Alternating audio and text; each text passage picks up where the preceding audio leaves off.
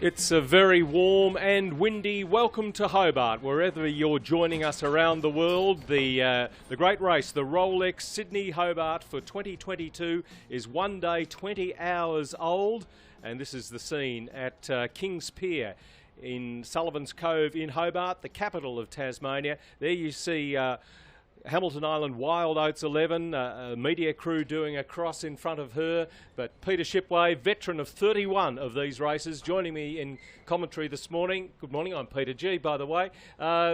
It's Mother Nature, I think, that might be playing a big part today. Very stormy skies around us and very gusty northerly winds. Yes, good morning, Peter, and good morning, everyone. That's a real change seen from yesterday when it was calm and warm. It's really windy here now, and certainly still warm, but the southwesterly change due in a couple of hours to hit, and that will cool things down. But at the moment, we've got 9 boats that are finished, and of course Andrew Comanche finishing in the early hours of the morning to take line honours, the 4th time that this boat has captured line honours in this race. So, well, she's already gone out. I saw her out in the harbour this morning, just under a mainsail. I don't know whether Andrew Comanche is headed back. No, there she is. No, she's still back there. Over there. Yeah, yes. She was out in the river for a while. But the other super maxis you just saw in their pens here at Kings Pier, as we look at Elizabeth Pier, and there is the Lion Honours winner, the VP LP 100, Andrew Comanche. And very gracious comments last night from her skipper, John Winning Jr., about what he owed to the crew, and he also paid tribute to the 3 maxis behind him who pushed him all the way to the line. 20 nautical mile lead there at one stage yesterday afternoon, and just by my calculations, Law Connect got within about 4 nautical miles in the River Derwent about 1 o'clock this morning. Yes, Law Connect closed up, no doubt about that. She finished 27 minutes behind Andrew Comanche in second spot. The 3rd time that Law Connect has, I think the 4th time she's been second across the line. Blackjack followed another 17 minutes later, and then almost an hour back in 4th place was Hamilton Island Wild Oats. And then the order behind that was Willow. She finished this morning at 7:39. Stefan Racing was just less than a minute behind Willow in 6th place. Alive, the former handicap winner, was next in 7th. She finished just before 8 o'clock this morning. Then URM, Anthony Johnston's boat from New South Wales, just after 8 o'clock.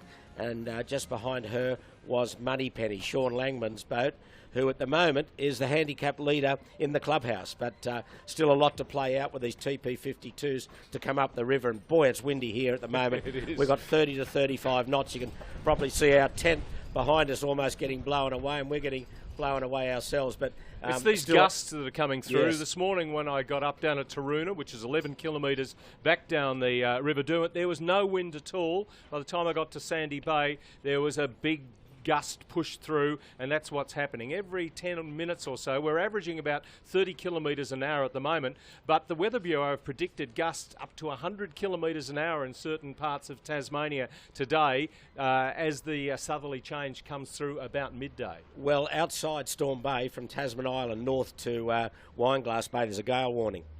30 to 35 knots northerly, so any boat outside there would be absolutely screaming down the coast before this southwesterly change arrives. And we're getting really good gusts here in our tent, as you can probably see. But the next boat to finish will be No Limit. She's got about 10 miles to go, so she's just entered the Derwent River.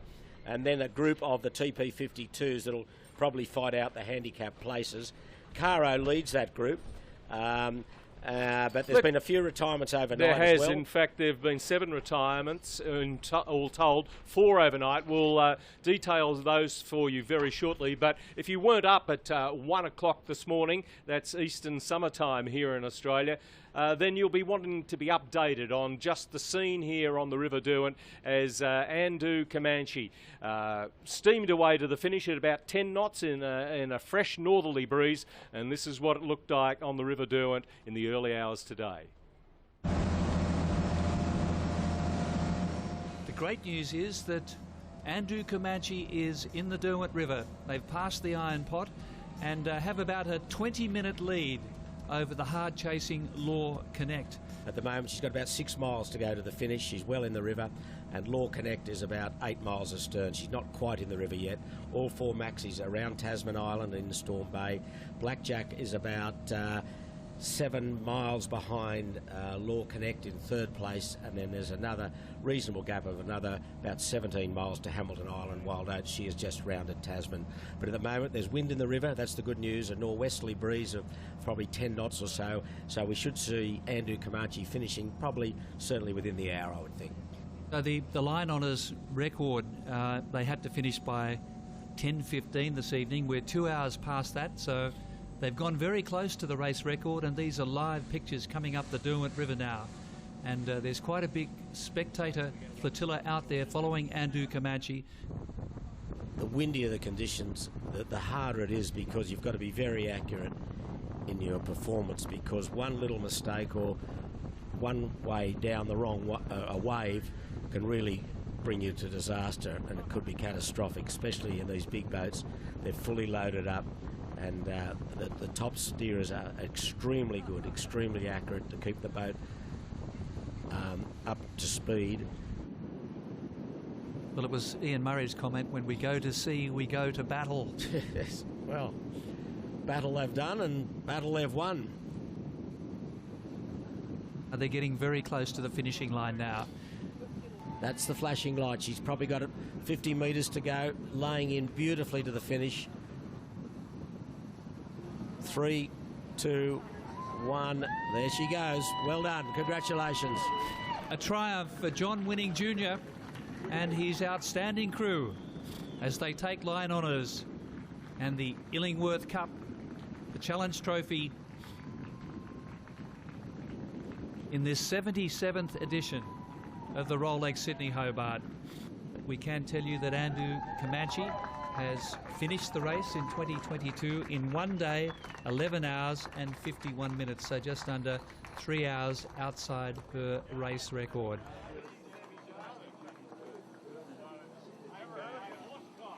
We're expecting Law Connect shortly, and we think we're hearing that Law Connect, Christian Beck, Yacht, is close to the finish, and there she is. Well, what a great moment for Law Connect, and they're going to be just over half an hour behind Andu Comanche, second across the line again, but driven hard by Tony Mutter, the sailing master and skipper, and his outstanding crew. Well done, Law Connect. Second place. Second place.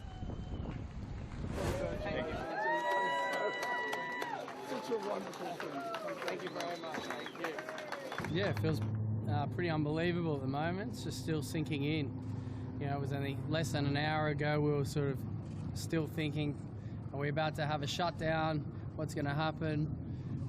Yeah, it just didn't feel real till the last minute, and then now it's only just starting to settle in, but it feels amazing. The boat's awesome. I mean, everything from the design to the feel of it to the, you know, the records that it holds, the legacy that it will hold. It's, you know, I'm just glad that we can be a part of that, and we didn't shame it, but hopefully we added to its glory. 3 cheers for Herman! Hip hip! Hip hip! Congratulations to the Andu Comanche team for their line honours victory last night, taking the Illingworth Trophy. It's the 4th time that this boat, under various ownership and names, has taken line honours, and it is the fastest maxi in the world, Peter. No doubt about that. As Herman Winning referred to, she holds multiple records now, and this one, another one for the Sydney Hobart race, 4-time winner, but no race record, but the boat still does hold the race record a few years ago. So I think it might encourage him to come back next year and have another go at the record. Yeah, I think that was really an aim, was to do the double, but we'll see what Mother Nature provides for everybody next year. So within a 2-hour period, the 4 maxis who have led right from Sydney Harbour, they had their problems in the harbour, but I might just add right now that no yachts have entered protests, the 9 that have finished here in Hobart as yet. So the 4 maxis finished as expected. The order changed a little bit through the race, and then between 7 and 8 o'clock this morning, we had the mini maxis, 5 of them coming across the line here at Castro Esplanade. In very fresh conditions. We saw them charging up the river. They're hard on the breeze in this northwesterly breeze that's moving around to the west as we speak. And before long, we're going to have that fresh sou'wester that is going to really mix up the handicap placings, that's for sure. Let's have a look at the chasers and how they came across. Last year, it was Stefan Racing that was the first of the chasing boats to cross the line after the maxis, and this year she wasn't quite there at the start, at the finish, and there's the reason why, Peter Shipway. Well, here's some real drama. The boat in the foreground, or closest to the camera, is Willow. She was 5th to finish. That's Jim Cooney's boat, and Jim and his wife Samantha Grant, they hold the Hobart record aboard LDV Comanche, but this year he's on Willow, and she will be 5th to finish. There's Willow across the line, and there's Stefan Racing, Grant Warrington, who finished just a minute ahead behind Willow with that torn headsail that they were attempting to furl up, but the breeze got really fresh, and Warrow was caught a bit short, and you can see the remnants of that headsail being lowered. There's Willow. She's crossed the finishing line, so she's in 5th position across the line. Stefan Racing will be 6th. There's the colourful Stefan Racing. Grant Warrington, a former Line Honours winner, and his boat Scandia. He knows this track pretty well. I think he's done over 25 Hobart races. And a colourful character and a colourful boat, no doubt about that. But he finished with torn sails, but lucky they didn't have to go too much further, but the boat's now safely tied up alongside the dock. So Willow, Stefan, then Alive, the first Tasmanian entrant, has crossed the line. So from the DSS, the Derwent Sailing Squadron, they'll be very pleased. They've been in the top 10. Most of the race on handicap as well, so they're in port now. Philip Turner is the owner, Duncan Hine at the helm. So the first Tassie entry in, followed by URM and then Moneypenny. So 9 have finished the race. As we look at Alive, the sailors on the weather rail there on starboard tack as they look to lay the finishing mark at Castro Esplanade, just rounding up to cross the line here. And you can just see how gusty it is, Pete. Yeah. They've got a reef in the mainsail, a smaller headsail on, and the gusts are really powering down the river now, as they were when Alive finished.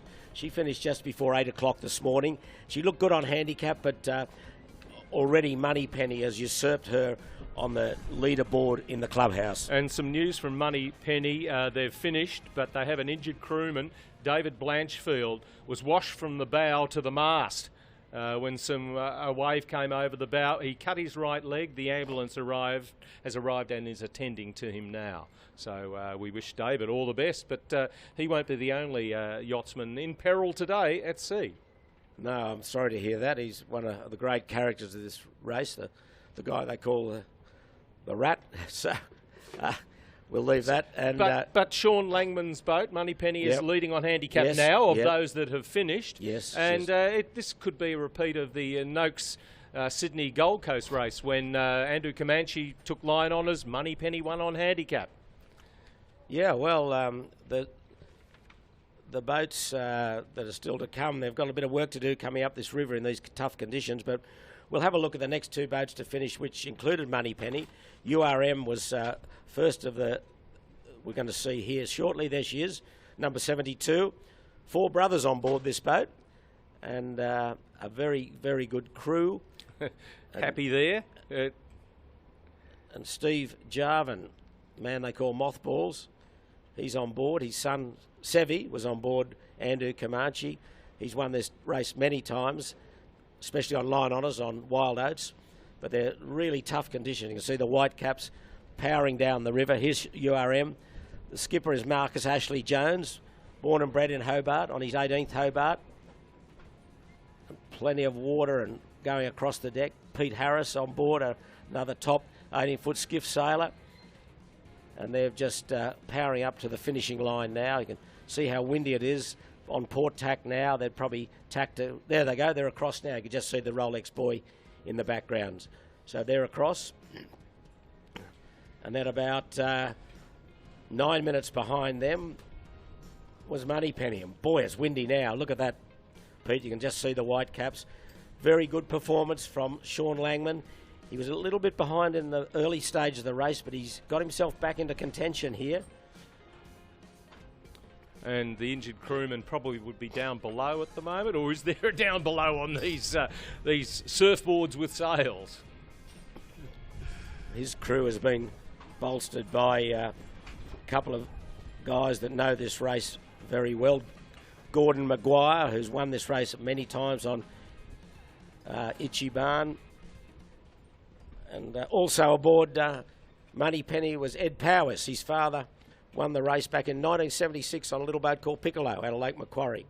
Dave now residing in the United Kingdom, but I'm sure he's been watching. And if you are, Dave and Jane, all the best to you. And your son's done pretty well. Well, this 77th running of the Rolex Sydney Hobart, it's now going down. We must be nearly into the third generation of ocean races now that have taken part.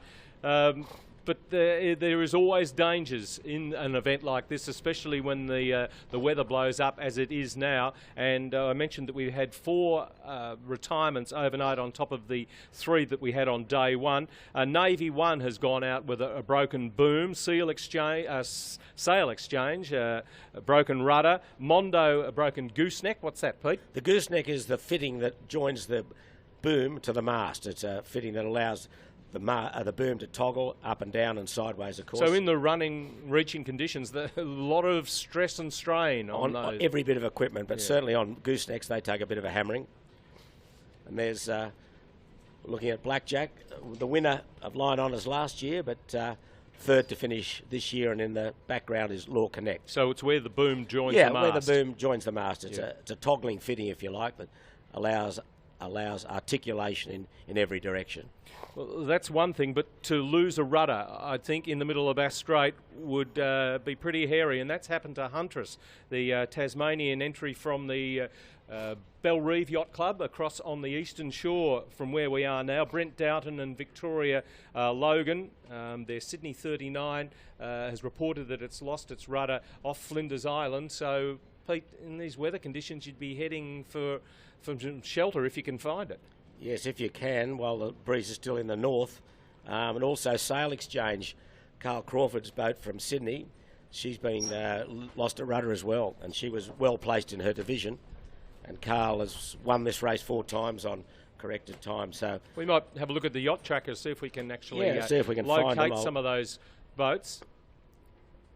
We're going to leave it here, though. You can find your favourite yacht on Yacht Tracker. If you go to the Rolex Sydney Hobart website, go to the Yacht Tracker, and you'll be able to zero in on every boat and see the course that they've sailed to get to Hobart, the 9 that have, and those that are still at sea. We've got 93 still racing.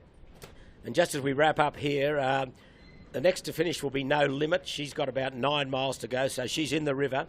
And then a string of TP52s led by Caro, Warrior 1, Gualo and Celestial. And I think looking at the positions, it's going to be tight between Caro and Celestial of who gets the chocolates at this stage. But there's about 4 of them, those 4 that I mentioned, that will have a real chance of the overall honours in the Tattersall Cup. A word, Peter, on the second smallest boat in the fleet, the 9.1 metre Currawong, Catherine Keel and Bridget Canham. They're in the two-handed race. They've hauled up in Eden and waiting to see whether or not they will proceed. Very prudent, I think, for those girls to do that, because the forecast doesn't look good for the next 24 hours. Bass Strait's going to be rough and tumbling as the southerly moves up from Tasmania. So they just hole out there and see what happens in the next 24 hours. And then it's forecast to go back into the nor'east. So they might have some fish and chips in Eden and then pull up the anchor and away they go. But they've still got 400 plus miles to go if they decide to come out and finish the race. But well, if the weather's as bad as it's predicted with the southerly change, then they may decide that's enough and head north, and no one would begrudge them doing that. So we wish everybody, all the yachtsmen and women at sea, a safe journey down here to Hobart. There's going to be a lot of action today, and our next update will be at 4 o'clock Eastern summer time in Australia. So we hope to have your company then. But in the meantime, if there should be any real action, a battle coming in here to the finish, then we'll stream it live to you. So keep an eye on us. We'll be here for all the action of the 2022 Rolex Sydney Hobart, with overall honours at stake in this day of wild weather. Thanks for your company this morning. Thanks, Peter. Look forward to having you with us at 4 o'clock. Yeah, I'll go off watch now for a bit of a sleep. Thanks, Pete. Thank you. Thanks, everyone. Good morning.